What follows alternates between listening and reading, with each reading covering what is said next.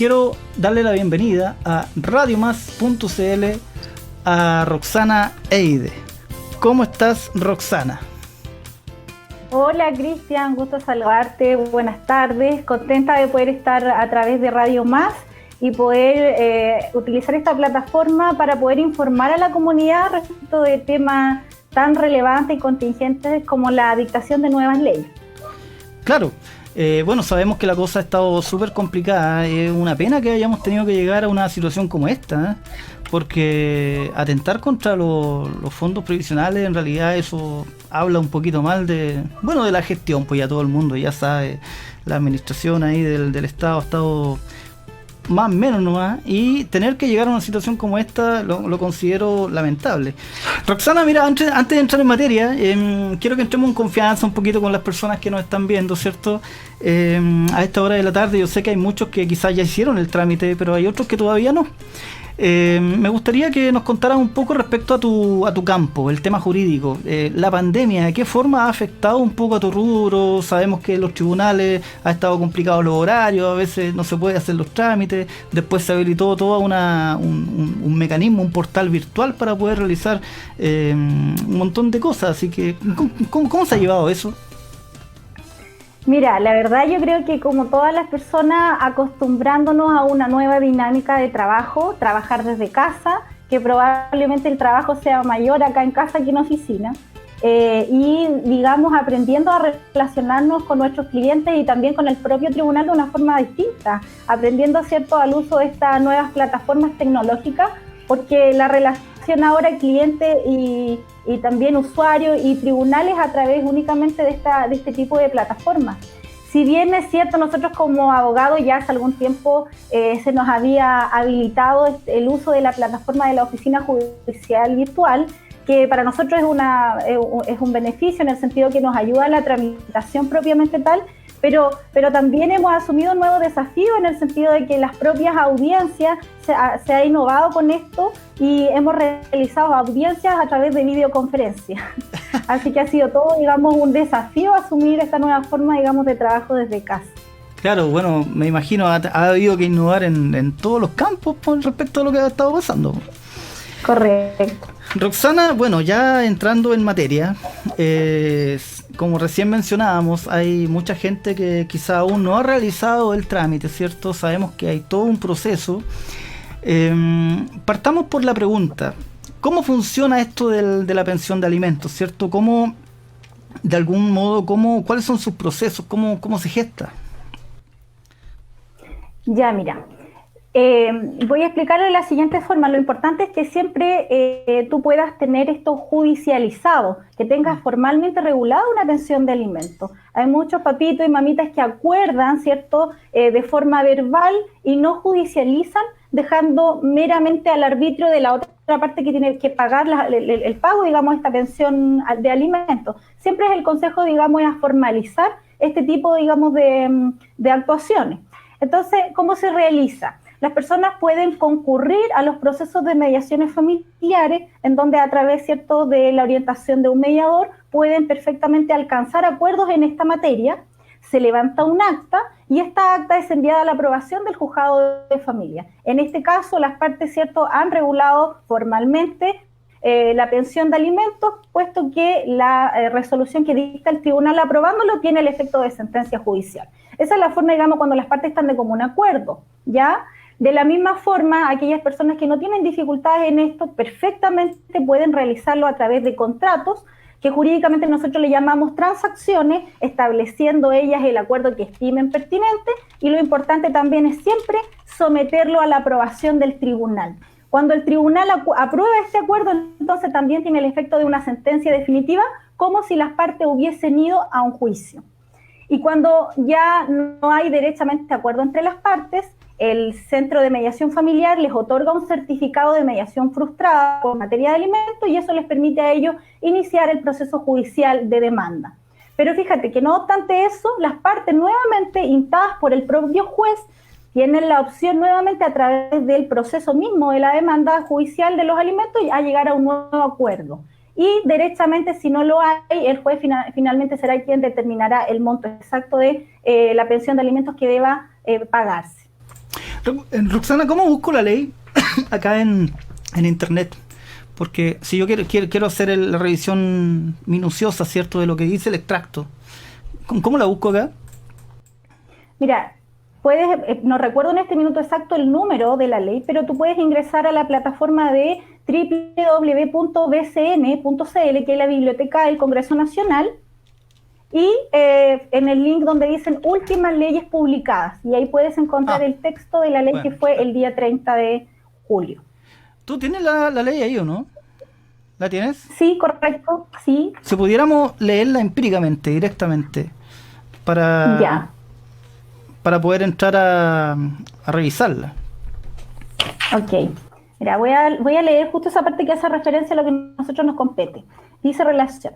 Los fondos retirados se considerarán extraordinariamente intangibles para todo efecto legal y no serán objeto de retención, de descuento, de compensación legal o contractual, embargo o cualquier otra forma de afectación judicial o administrativa, ni podrá rebajarse del monto ya decretado de la compensación económica en un juicio de divorcio, sin perjuicio de las deudas originadas por obligaciones alimentarias. O sea, de algún modo se entiende también que quedan exentas de todo impuesto.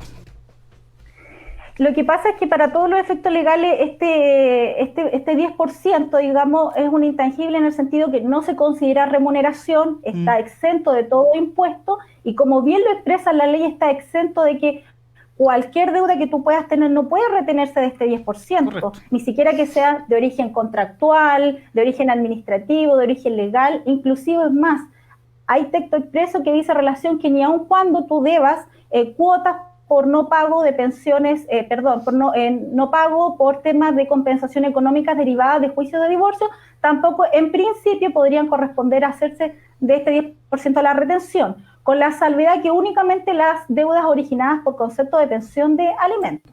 Fíjate, sí, yo te iba a hacer esa pregunta porque, claro, los procesos con los cuales se trata estos casos de deuda por compensación económica por causa de divorcio son similares en términos de proceso, ¿cierto?, que las pensiones alimenticias. Pero no sería el caso. Mira, lo que pasa es que aquí esto es súper interesante porque, mira, te voy a comentar que hace unos días atrás escuché un pronunciamiento que hizo la superintendencia en relación a este punto. Y hace referencia a que podrán retirarse, no solo, se podrá retener de este 10%, dice, no solo las deudas de pensiones alimenticias, sino que también las cuotas impagas producto de los no pagos de compensaciones económicas. Y a mi juicio personal yo me atrevería a decir, digamos, que fue un pronunciamiento bastante, digamos, arriesgado, decirlo de esta forma, porque si bien es cierto, estas entidades, sus pronunciamientos son meramente administrativos, no son vinculantes para los juzgados de familia, no son vinculantes para los tribunales, ni en ningún caso podrían sobreponerse por sobre lo que el propio tribunal tiene que determinar en este caso. Entonces, yo lo que lamento de alguna manera es que podría esta declaración llevar un poco a la confusión respecto de aquellas personas que sí quisieran cobrarse con este 10%. Mira, pasa lo siguiente. Jurídicamente hay que atender a la naturaleza de la obligación propiamente tal que se genera respecto de los no pagos de la compensación económica. La doctrina mayoritaria ha dicho que no corresponde a una obligación alimenticia, ¿ya? Por lo tanto, en principio, y porque además hay un texto legal expreso que dice que lo excluye, en principio no debería poderse retener respecto de este concepto. Sin perjuicio, yo te digo que habrá muchos colegas que así lo van a intentar de todas formas y finalmente será el tribunal quien tendrá que dirimir fallando, digamos, estableciendo un criterio en este punto. Claro. Mira, Roxana, acabo de poner acá el banner. Acá dice conversando con Roxana Eide y lo vamos a cambiar ahora y vamos a poner ahí los contactos. Eide Servicios Jurídicos. Mira, en tu Facebook, que lo busque, Eide Servicios Jurídicos. Hace poco tu gestión, ¿cierto? Subió un video donde se explica muy brevemente y muy bien lo que voy a preguntar ahora. Y que hace relación ya a la parte más interesante de esta entrevista, dicho de algún modo, que tiene que ver a aquellas personas que todavía no realizan el trámite y la solicitud, ¿cierto?, de la liquidación correspondiente. ¿Cuáles son los procesos? ¿Cómo se concreta, ¿cierto?, cómo se inicia todo este proceso? Ya, mira, aquí yo me voy a tomar un poquito de tiempo porque hay que ser bien precisa en poder explicar esto, ¿ya? La verdad que el tribunal, para facilitar a los usuarios, digamos, el uso de esta plataforma, pudiendo concurrir, no necesariamente patrocinados por abogados en estas gestiones, lo primero es que las personas cuenten con su clave única, eso es lo primero, porque para poder hacer uso de las plataformas virtuales del Poder Judicial, lo primero es tener mi clave única. En este caso, con la clave única, puedes solicitar, ¿cierto? Hay un trámite fácil, una pestaña que te indica que puedes solicitar liquidación y retención. Explicar acá que, bueno, lo primero es que efectivamente las personas que concurran a realizar este trámite efectivamente tienen que tener judicializadas las causas, porque efectivamente tienen que haber pensiones de alimentos que se adeuden. Y en este caso lo que se hace es una solicitud, que es un formulario tipo que las partes tienen que llenar, o sea, que el alimentario tiene que completar en el sistema, se envía al tribunal y se está en el fondo pidiendo que se realice la liquidación y la retención conjuntamente de estos 10% al fondo de la AFP, ¿ya? Respecto de la liquidación, me gustaría explicarte un poquito cómo funciona el tema de la liquidación, porque esta ha sido como la palabra del proceso. Sí, porque claro, en realidad hay todo un tema, hay que saber muy bien cuál es el corte inicial, por ejemplo. Claro, entonces la liquidación no es más que en definitiva una operación matemática que hace la unidad contable del tribunal, en lo cual en la práctica hay un convenio con Banco Estado. ¿Por qué con Banco Estado? Porque cuando se realizan juicios de alimentos, el alimentario se le ordena aperturar una cuenta de ahorro a la vista en Banco Estado, en la cual queda también registro de esto en la causa. Por lo tanto, se entiende que los alimentos, para los efectos de cumplimiento, siempre tienen que ser depositados en esta cuenta de ahorro del Banco Estado. Y es por eso que cuando se practica el proceso de liquidación, el tribunal consulta directamente al Banco Estado para que indique cuántos pagos efectivos mensuales han habido en tal o cual periodo. Claro. Y entonces, en suma y resta, aparece un monto total exacto adeudado. Eso es lo que es la liquidación. Sí, mira, en términos... yo te hablaba de este corte inicial que a lo mejor no se entendió bien. Me refería, claro, a desde qué punto en adelante se puede ya llamar deuda, como para poder determinar claramente esta liquidación de pensión. Ya, mira, qué buena pregunta, porque ¿qué es lo que se entiende por deuda alimenticia? En definitiva, estas se pueden generar, mira, respecto de juicios de alimentos que ya están terminados, ya se terminó un juicio de alimentos por los mecanismos que anteriormente habíamos explicado, en mediación o en una transacción, o por el juzgado se estableció una pensión. Y cuando ya hay una sentencia, ya que así lo determina, entonces ahí encontramos que si el alimentante, el obligado al pago, ¿cierto?, no los ha realizado, entonces efectivamente ahí está el concepto de las pensiones, digamos, alimenticias que se adeudan. Pero por otro lado, no necesariamente podemos tener un juicio ya terminado, también nos podemos encontrar con procesos judiciales de alimentos que se encuentren en curso. Entonces, ¿qué es lo que ocurre? Se presenta la demanda de alimentos, se le notifica al demandado y desde ese minuto también lo que ocurre es que normalmente el tribunal fija lo que se llaman los alimentos provisorios por todo el tiempo que pueda durar un juicio de alimentos hasta que efectivamente corresponda rendir prueba y el tribunal con todos los antecedentes puede establecer un monto exacto. Hasta antes de eso surge lo que se denominan los alimentos provisorios, que también, digamos, hay obligación legal respecto de su pago. Estos alimentos, como la ley no precisó, porque la verdad es que el texto legal no hace referencia ni a alimentos provisorios, ni alimentos definitivos, ni alimentos respecto de personas mayores o alimentos menores, ni con los padres ni con los abuelos. Entonces, como está esta ambigüedad, digamos, se entiende que también podrían quedar comprendidos los alimentos provisorios. Y para terminar este punto, también los alimentos provisorios no solo se dan en juicios propiamente tal de alimentos, también tú los encuentras en otro tipo de juicios. Por ejemplo, nos podemos encontrar en tribunales de familia discutiendo juicios como violencia intrafamiliar, juicios de filiación, en el cual la materia o el fondo a discutir no es precisamente los alimentos, sin embargo, se pueden solicitar alimentos provisorios durante la tramitación de estos juicios. Y en ese caso, si estos alimentos no se encontrasen pagados, también entonces se pueden considerar para liquidar y eventualmente solicitar la retención correspondiente del 10% de la AFP. Claro.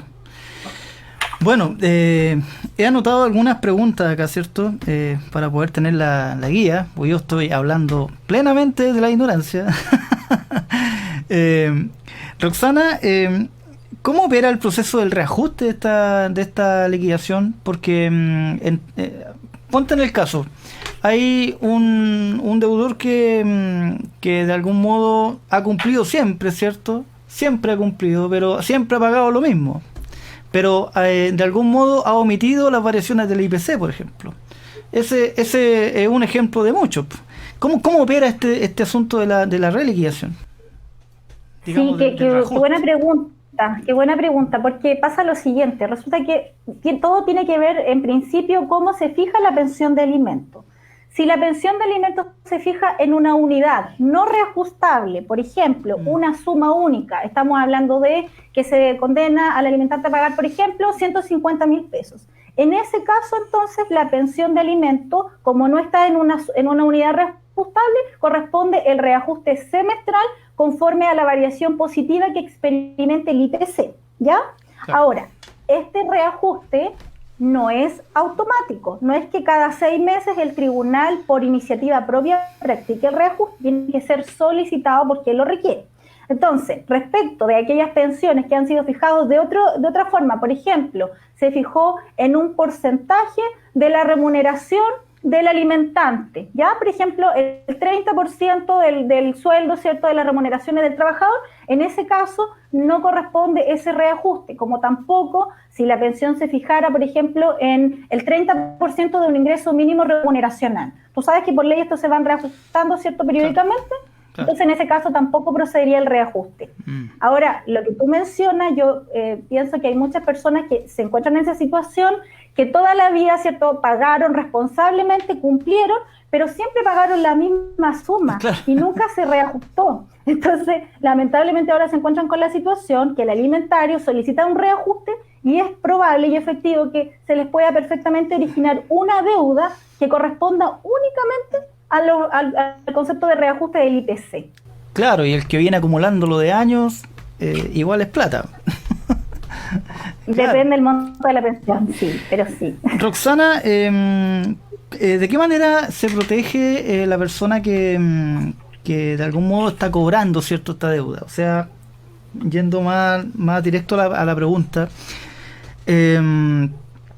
hay procesos que de pronto, procesos administrativos que son un poco largos, ¿cierto? Se tarda un poco. ¿Qué pasa si la persona solicita tarde esta liquidación y resulta que el deudor ya sacó su 10%?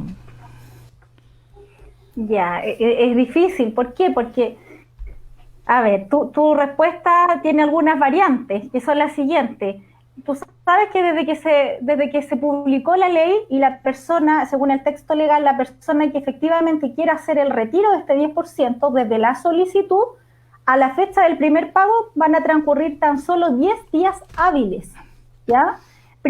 El primer punto es que nosotros no sabemos cuánto tiene la persona en su fondo para hacer el retiro efectivo del 10%. Tú no sabes a cuánto va a corresponder ese 10%. Y si es que él decide retirar esa persona en la totalidad del 10%, porque también es una pregunta válida. Entonces, ¿qué es lo que pasa? Que si la solicitud se hace después de la fecha del primer pago, es probable que la persona no alcance el alimentario efectivamente a pagarse, porque esto se hace un llamado a la comunidad a que la solicitud lo haga a la brevedad posible. Claro. No importa, aquí me quiero detener en algo, mira, los procesos de liquidación normalmente son demorosos, depende de la carga de cada tribunal. ¿Cuánto se demora en practicar una liquidación? Yo te digo que no hay un plazo igual para todos los tribunales. Acá, por ejemplo, en Talcahuano y Concepción, el plazo es de 2 a 3 semanas, ¿ya? Eso es lo que se demora en practicarse comúnmente una liquidación.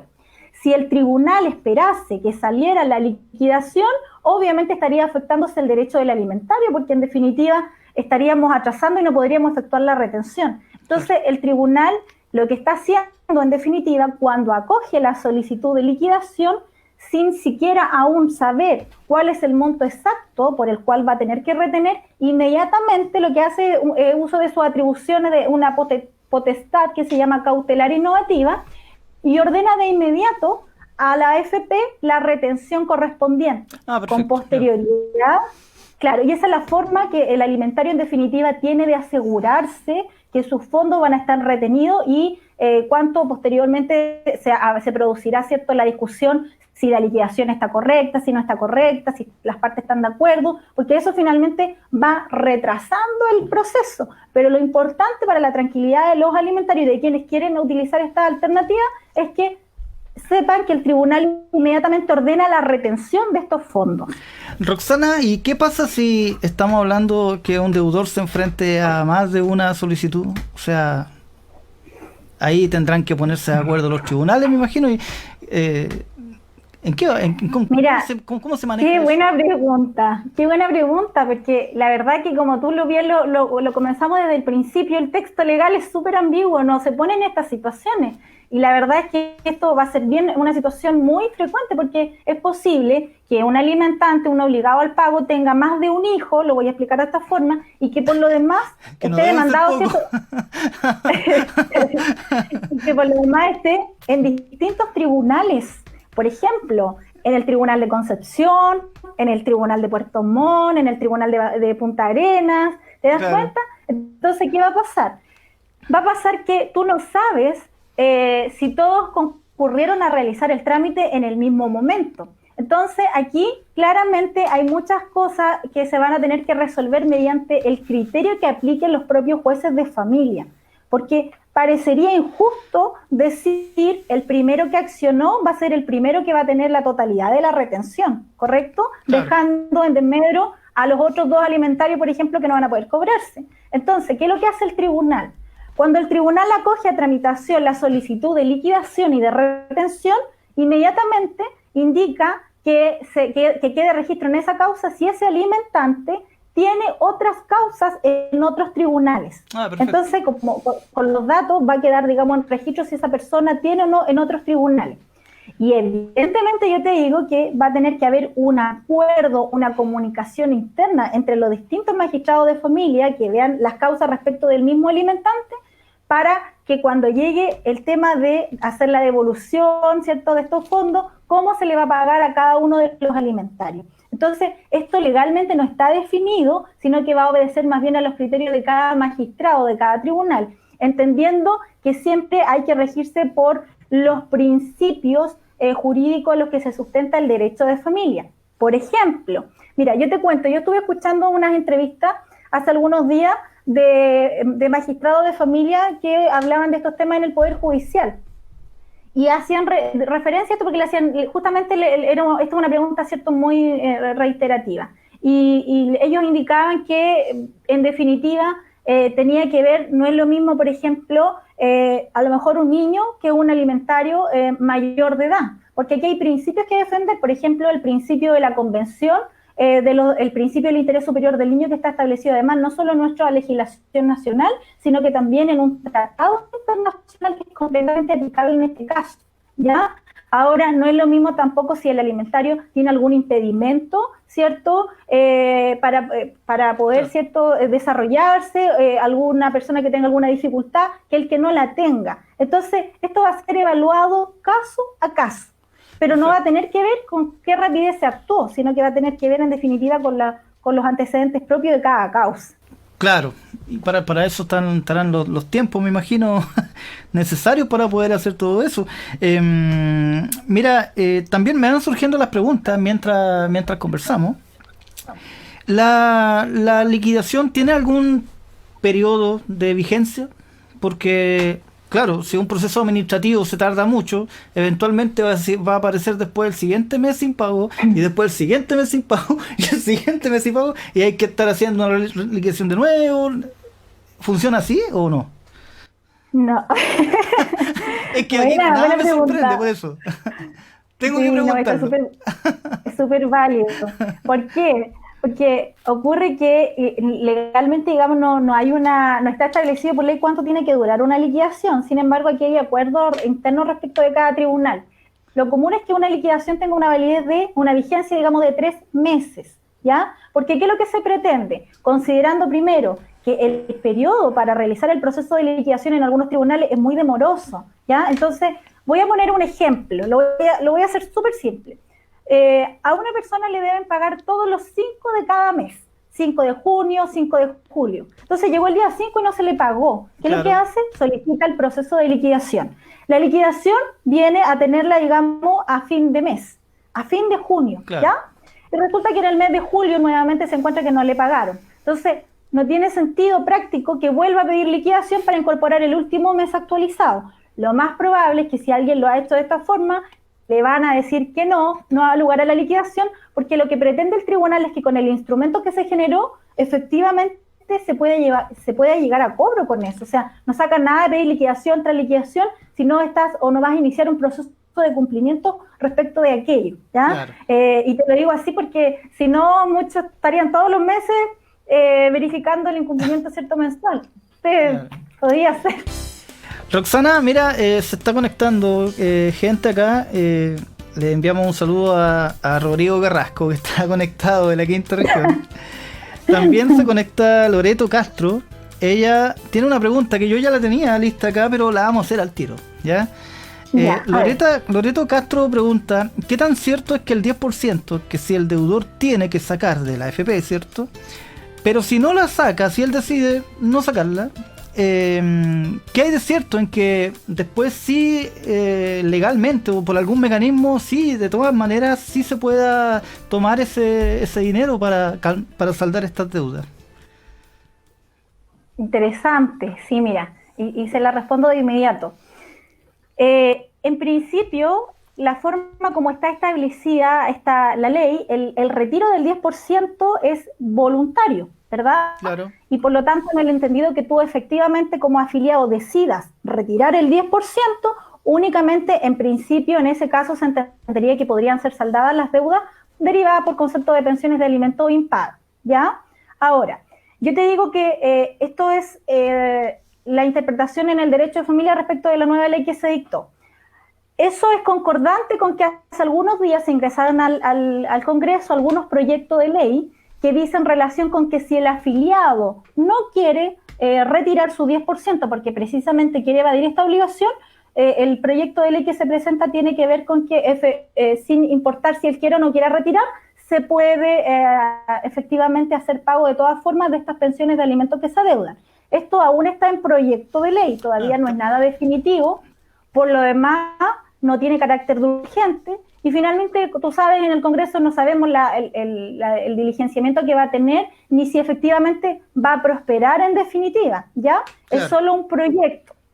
Pero, jurídicamente, y esto es importante, los abogados, pero nosotros vamos a utilizar todas las herramientas que en derecho tengamos para poder efectivamente ayudar a las personas que no tienen estas pensiones de alimentos cumplidas. Claro. Entonces, ¿qué es lo que vamos a hacer? Mira, en derecho civil, que también es súper interesante comentarlo, existe lo que se llama una acción oblicua o subrogatoria, que tiene que ver con, en este caso, con que el deudor tiene un derecho, ¿cierto?, que en el fondo no quiere ejercerlo o ejercitarlo precisamente porque quiere evadir obligaciones con sus acreedores, en este caso los alimentarios. Entonces, probablemente, como hay un tiempo prolongado de 365 días, nosotros no sabemos si efectivamente va a hacer retiro o no y cuándo lo va a hacer. Y en el caso que esto se tarde mucho, eventualmente es una acción que nosotros vamos a intentar perseguir, que es que el deudor toma el lugar jurídico, el alimentario toma el lugar jurídico del deudor y en definitiva reemplaza y acepta por el deudor, digamos, este retiro, y con eso en el fondo se puede pagar de estos dineros que a él le adeudan. Es una figura muy utilizada en derecho civil, pero que también va a ser interesante cómo van a resolver los juzgados de familia finalmente y qué criterios van a adoptar en este tipo de acción que nosotros claramente vamos a intentar. O sea, hay que estar atentos. Todo puede pasar. Hay que estar atento a lo que va a pasar. Loreto, creo que quedó muy bien respondida la pregunta. Aprovechamos de pasar acá el aviso, consulta, ¿cierto? Ahí al Facebook, EIDE, Servicios Jurídicos, ahí está el teléfono, para que puedan contactar a Roxana y alguna asesoría al respecto, ¿cierto? Roxana, anoté acá otra pregunta que me surgió mientras conversamos. En aquellos casos, yo creo que mi pregunta va netamente a la definición clara del concepto deuda, que no es lo mismo que mora, porque son conceptos distintos. ¿Qué ocurre en aquellos casos en que se han realizado acuerdos de pago, ¿cierto?, respecto de esta deuda? ¿Es posible retener? Sí, mira, te lo voy a explicar de la siguiente forma. Cuando efectivamente hay una deuda, ¿ya? Y deuda liquidada por el tribunal, que ambas partes están notificadas y saben efectivamente el monto total que se adeuda, muchas personas han suscrito acuerdos en el tribunal y que han sido aprobados. Es decir, si el alimentante debía, por ejemplo, 3 millones de pesos, lo pactó precisamente en cuota con voluntad del alimentario, porque si no hay voluntad del tribunal en ningún caso puede imponer un acuerdo, Claro. ¿ya? Solamente opera cuando hay voluntad. Si en este caso se realizó de esta forma, ¿qué pasa? Que cuando se pactan cuotas respecto de lo adeudado, la persona obligada al pago, en este caso el alimentante, deja de estar en mora. Es decir, deja de estar en mora porque se le renueva el plazo para pagar cada cuota.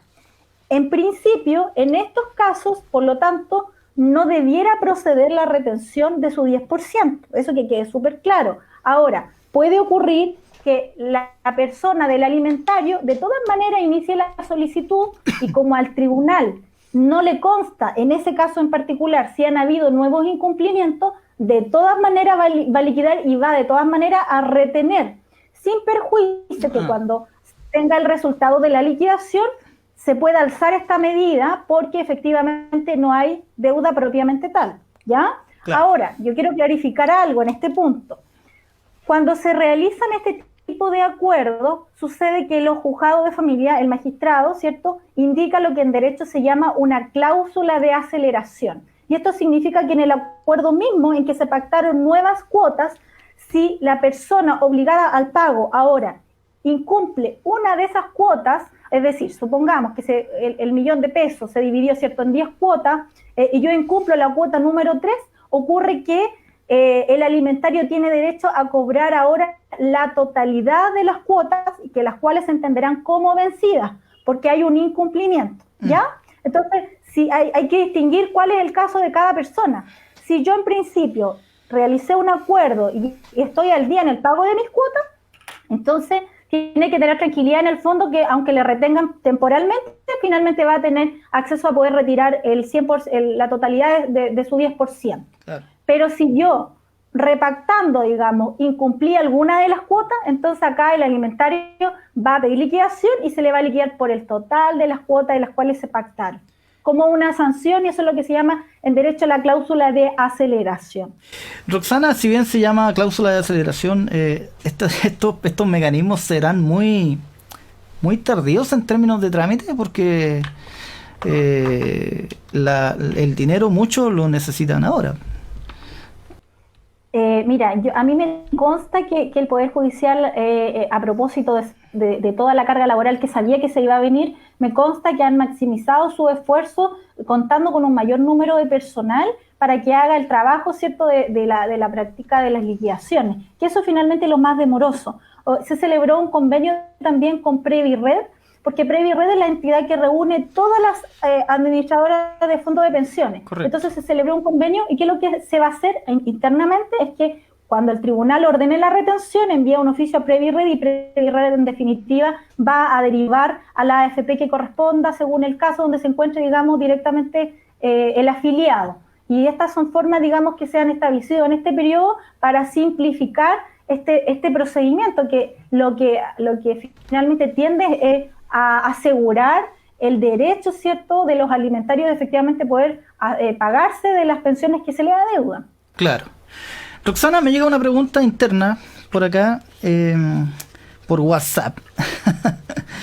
¿Qué pasa en el caso de padres que quieran cobrar pensiones por hijos? Lo voy a leer textual. En el caso de padres que quieran cobrar pensiones por hijos mayores de edad, pero que aún viven con ellos, ¿se puede? Y si es que se puede, ¿quién hace el trámite? Ya, buena pregunta.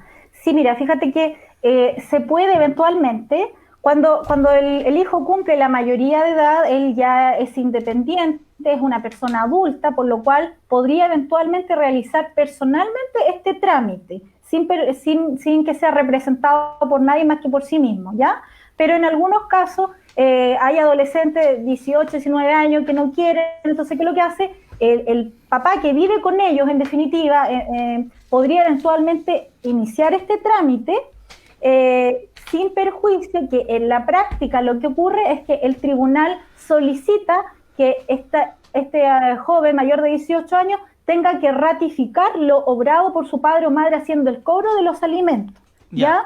La ley no lo pide, sino que si el joven, ¿cierto? Pongamos, por ejemplo, un ejemplo de 19 años, nada dice, se entiende que legitima por ley a su padre o madre para que actúe en su representación. Pero en la práctica, como hay tantas situaciones que pueden ocurrir, el tribunal prefiere asegurarse y prefiere decirle al joven, ¿usted está de acuerdo con esto? Entonces, si usted está de acuerdo, ratifique la actuación de lo obrado por su progenitor. ¿Entiende?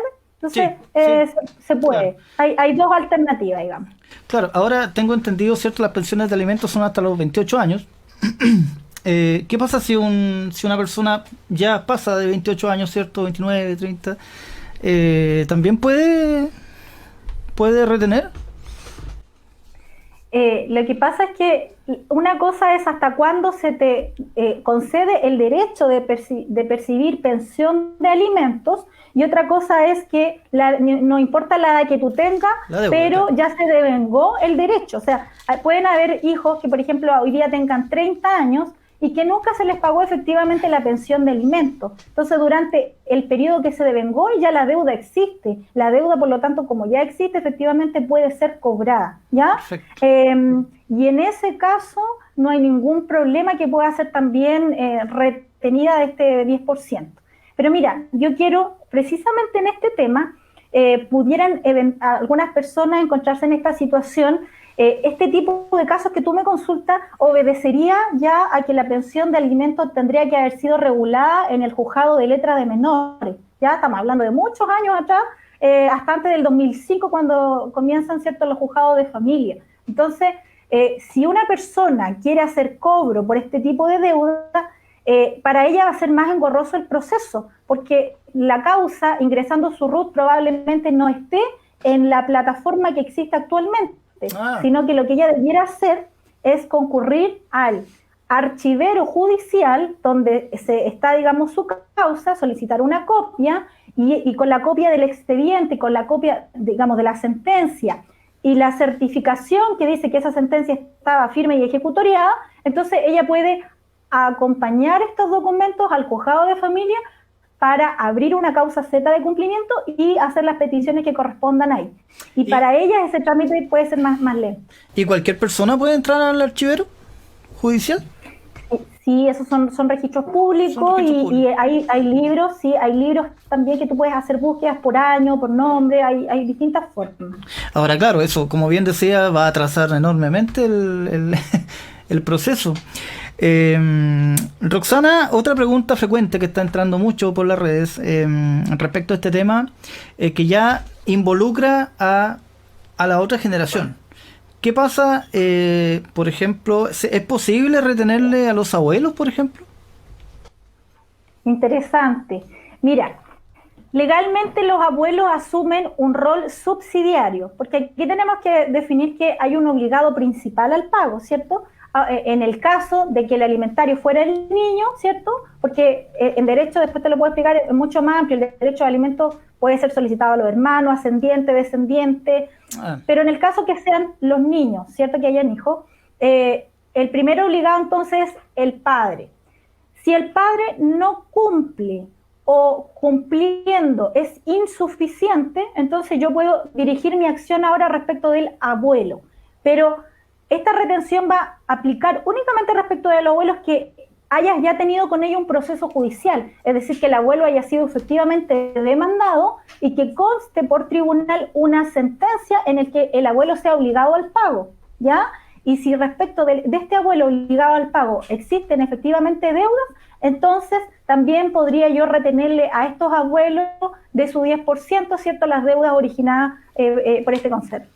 Esto aplicaría también en el caso de que, ponte tú, el 10% del deudor no alcance a cubrir toda la deuda, eventualmente podría subir la escalera y cobrarle al abuelo, a los abuelos que, como bien dijiste, donde exista sentencia por ese abuelo.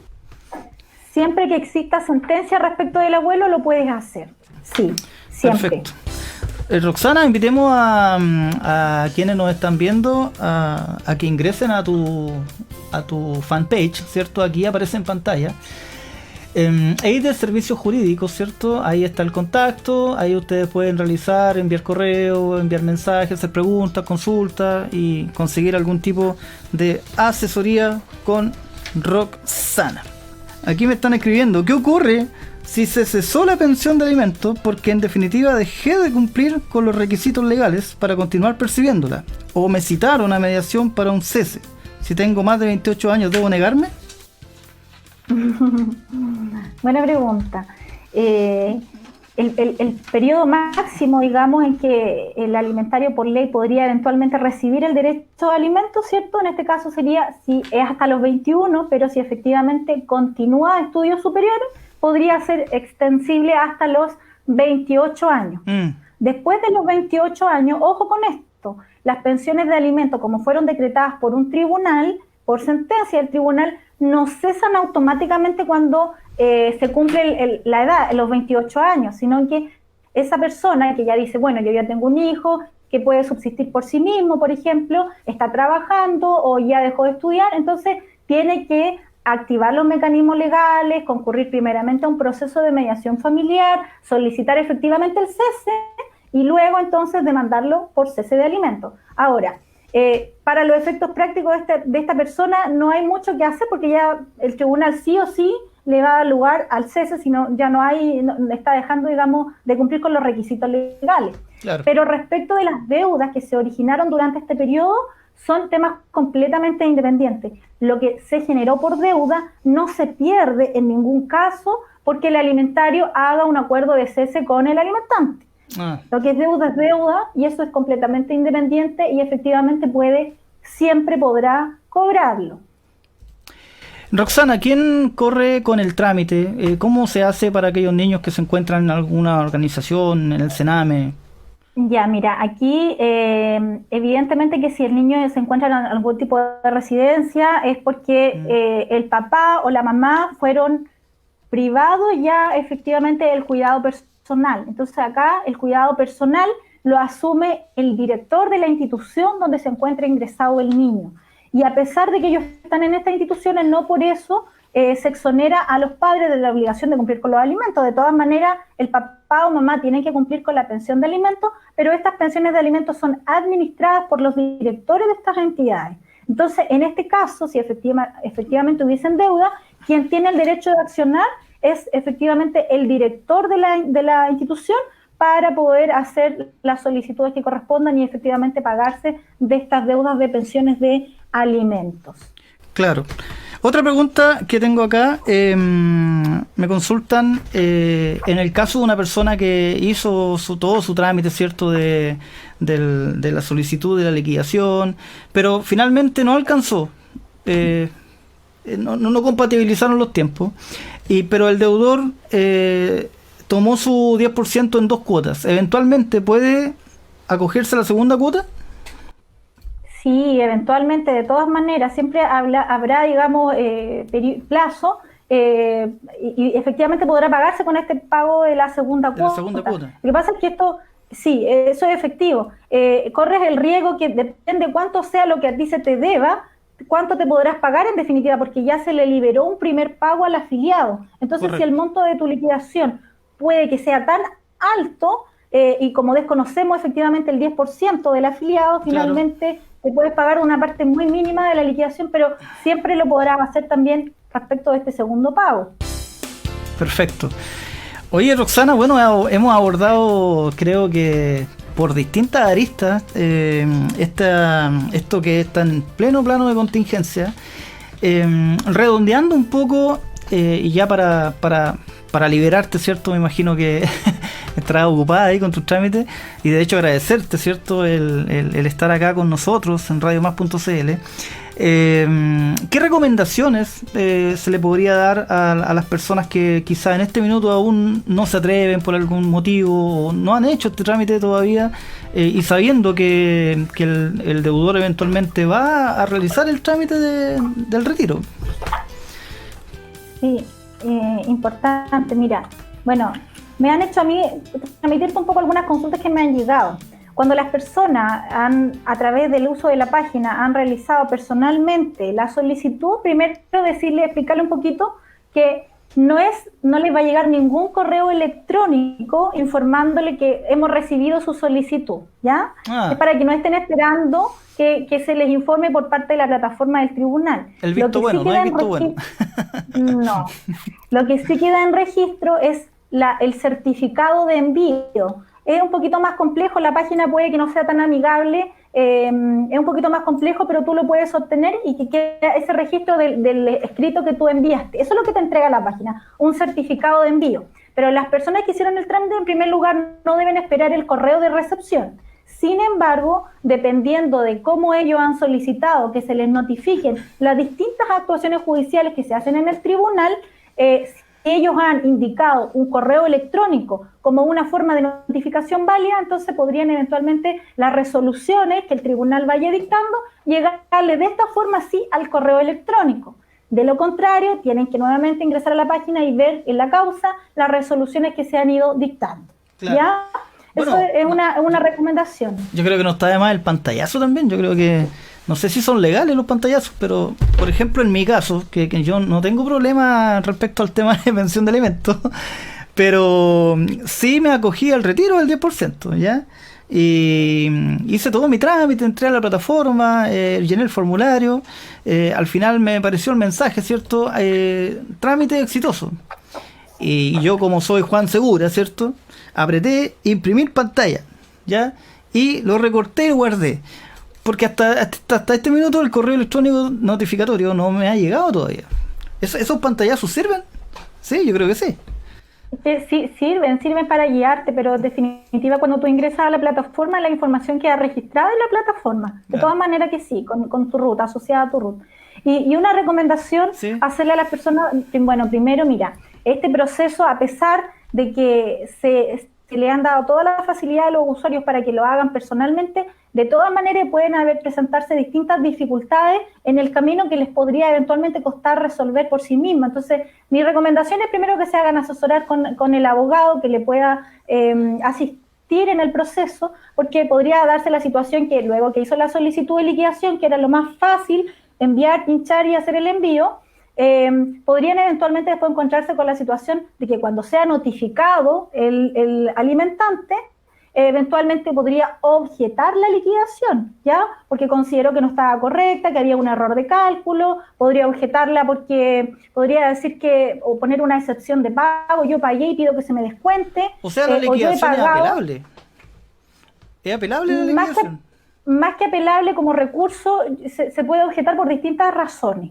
Y eso genera, en definitiva, distintas incidencias que el tribunal tendrá que en su minuto resolver. Y esto complejiza la tramitación si tú estás solita haciendo el trámite, ¿ya? Entonces, me imagino yo que en algunos casos los alimentantes, por eludir también pagos, van a recurrir a demandar probablemente de prescripción de alguna de las pensiones de alimentos. Y el tribunal también tendrá que enfrentarse con esta situación. Entonces, hacerse asesorar a la brevedad posible para que a la brevedad posible también se puedan hacer estas presentaciones y no queden fuera de esta tan buena, digamos, normativa que les va a beneficiar a muchas personas. Roxana, mira, Loreto hace una segunda pregunta. Loreto Castro, que nos está viendo. Si el primer pago de la AFP con el segundo pago... Sí, está bien. Si el primer pago de la AFP con el segundo pago y aumenta la deuda de pensión de alimentos, ¿se paga la misma cantidad del primer pago o sube la cantidad de dinero? No sé si se entiende. No entendí mucho. A ver, tradúcela. Misión. Loreto Castro, por favor, si nos puede escribir nuevamente el mensaje. No le entendí la pregunta, no entendí la pregunta, la verdad. Con el segundo pago y aumenta la deuda, no, que en realidad sí, cuesta un poquito captar. Roxana, mira, mientras Loreto nos escribe nuevamente el mensaje, debe ser una pregunta, no sé si una pregunta capciosa o una pregunta que no sé cuánta gente se le hará en realidad, pero yo como soy busquilla, me hago esas preguntas. ¿existen mecanismos fiscalizatorios, algo que regule, ¿cierto? Algo que esté mirando? Porque en realidad no es lo mismo recibir una mensualidad, ¿cierto? Por el concepto de pensión de alimentos, que recibir una bocanada inmediatamente. O sea, estamos hablando de, no sé, pues 400, 500, 1.000.000 de pesos. ¿Cómo sé yo que va a ser utilizado de buena manera eso? Ya, mira, eso es colocándote en el lugar, ¿cierto?, del que va a pagar, va a decir, pero ¿cómo? ¿Qué se va a hacer con el dinero que yo estoy aportando? ¿Cómo Claro. va el tema de la administración? Bueno, en primer lugar, respecto a aquellas personas que se encuentran en deuda, es porque durante un periodo prolongado, si tú dices que esa suma va a ser una suma importante, tiene que ver porque durante un periodo prolongado no pagaron efectivamente la pensión de alimentos. Entonces, en ese caso, hubo alguien más que tuvo que asumir las necesidades de ese alimentario en ese periodo, ¿ya? Entonces lo único que va a venir a hacer este retiro va a venir a suplir eso que ya se utilizó hace 1, 2, 3 años atrás, o todo este periodo, para que ahora se le regrese a la persona que en definitiva suplió esas necesidades durante ese periodo. Ahora, siendo más precisa aún con tu pregunta, no existe ningún órgano fiscalizador de cómo se administre esto respecto del cuidador, digamos, o cuando hay o se fija una determinada suma por pensión de alimentos, tampoco hay una fiscalización de cómo quien está a cargo del niño administra estos fondos, ¿ya? Ahora, por eso que se podrían llegar a distintos tipos de acuerdos de alimentos. Por ejemplo, podría ser una suma única que quien esté a cargo del alimentario la administre de forma libre, pero también podría ser complementada con pago directo a distintas entidades. Por ejemplo, podría ser que se diga, bueno, vamos a hacer el pago de los alimentos, que también constituye alimentos, pagando directamente el dividendo, por ejemplo, en el banco, o los servicios básicos que tú utilizas, yo voy a asumir ese costo y lo voy a pagar directamente, adicional a que exista una suma única que le permita libertad al cuidador para poder administrar los dineros de la mejor forma para ese alimentario. Claro. Oye, Roxana, yo creo que ya englobamos completamente el tema. Creo que yo quedé bastante claro en realidad con muchos aspectos. Le indicamos a quienes nos están viendo, ¿cierto? Si tienen más consultas al respecto, pueden hacerlo acá al fanpage de Roxana. Ahí está, EIDE Servicios Jurídicos. Y ahí está este WhatsApp también, ¿cierto? También te pueden contactar por WhatsApp. Sí. También. Estos días he respondido muchas dudas, consultas, así que no me imagino, me imagino, claro. Además que la gestión audiovisual tuya también propone varios informativos, ¿cierto? Ahí en el fanpage de EIDE Servicios Jurídicos. Así que, y son muy bien explicativos. Así que ahí preguntó de nuevo, mira, justo nos estábamos casi despidiendo, Roxana, vamos a hacer la pregunta, ¿eh? Aquí preguntó Loreto Castro nuevamente, porque cuando se le quita el 10% al deudor, se va a pagar en 2 cuotas. Pero si el primer pago cancela un monto, pero en la segunda cuota el deudor aumenta la deuda. Ah, perfecto. ¿La cuota es igual que la primera? ¿O sube como así subió la deuda?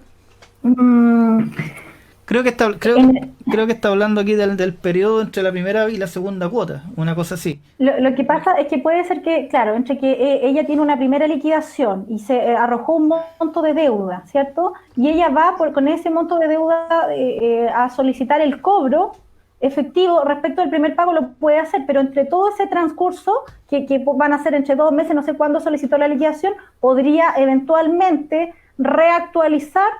Porque yo entiendo que ella se refiere a los meses que durante este periodo no le continúe pagando para que efectivamente pueda pagarse con ese fondo del segundo pago de la AFP. Claro. Sí, eso eventualmente se podría hacer. Se podría hacer. Porque bien, recuerda que el proceso igual es un poco lento, el segundo pago es en 45 días hábiles más. Claro. Entonces son como casi 2 meses. Bien, Roxana, bueno, Loreto, esperamos haber respondido correctamente a la pregunta. Digo, esperamos mucha gente, porque en realidad Roxana es quien está aquí respondiendo a las consultas de nuestros seguidores. Claro, las cosas como son. Roxana, mira, esperamos tenerte más seguido aquí en radiomás.cl. Siente esta radioemisora como tu casa. Ya, siempre va a ser bienvenida y agradecerte esta entrega, agradecerte haber compartido con nosotros acá en Vamos al Aire, así se llama este programa hoy, y hoy estrenando capítulo.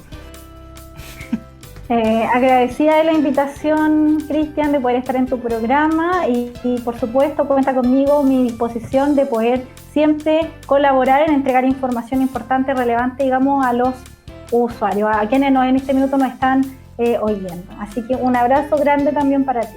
Un fuerte abrazo para ti, Roxana, y bueno, que estés muy bien, pues dentro de lo malo, ¿cierto? Que espero que estés muy bien con tu gestión y mucho éxito, ¿ya? Gracias. Estamos en contacto entonces, Roxana. Chao, chao.